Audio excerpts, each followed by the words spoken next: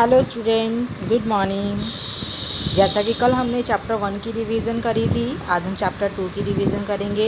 So for today there is your chapter number 2, MS Excel 2010 formula, and today I am going to help you for revising the chapter number 2। आज chapter 2 की revision purpose से मैं आपको इसकी back exercise को समझाऊंगी। Okay, सबसे पहले हम देखेंगे fill in the blanks.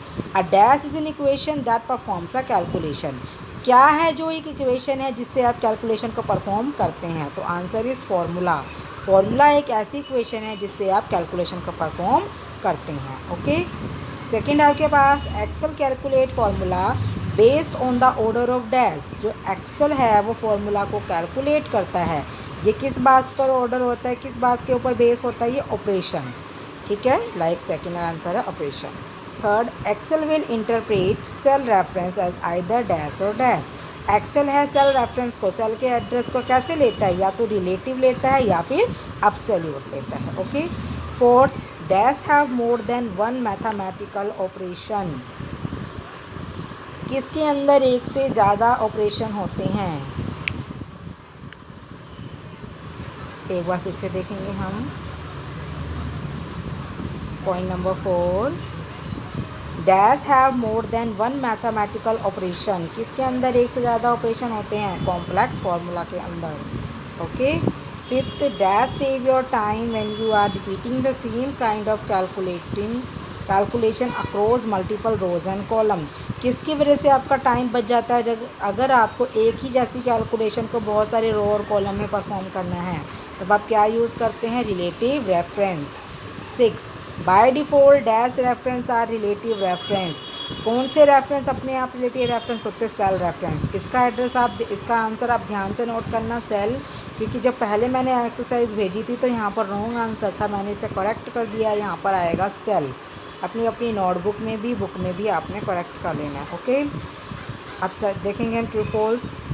Excel can be use to calculate numerical information. Excel को हम यूज़ करते हैं नंबर वाली इन्फॉर्मेशन को कैलकुलेट करने के लिए। यस, राइट, ट्रू है ये।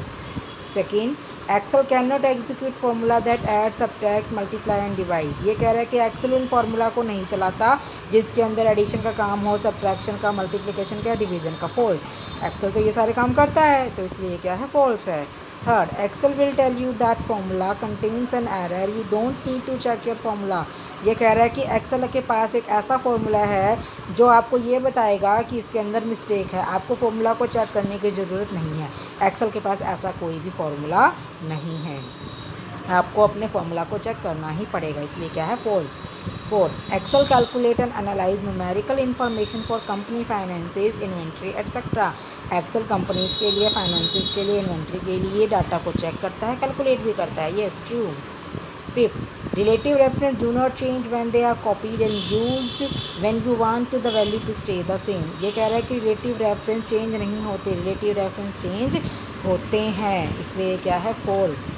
The key things to remember when writing formula for Excel is that all formula must begin with an equal sign।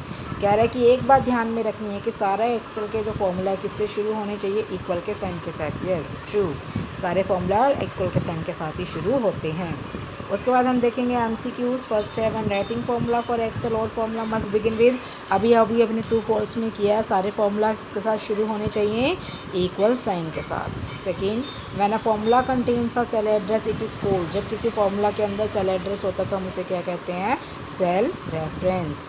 Bye default cell reference are, ये भी अभी हमने फिलअप्स में किया है। सेल रेफरेंस अपने आप क्या होते हैं? Relative reference. Fourth, you can use this reference to keep a row and column constant in the formula.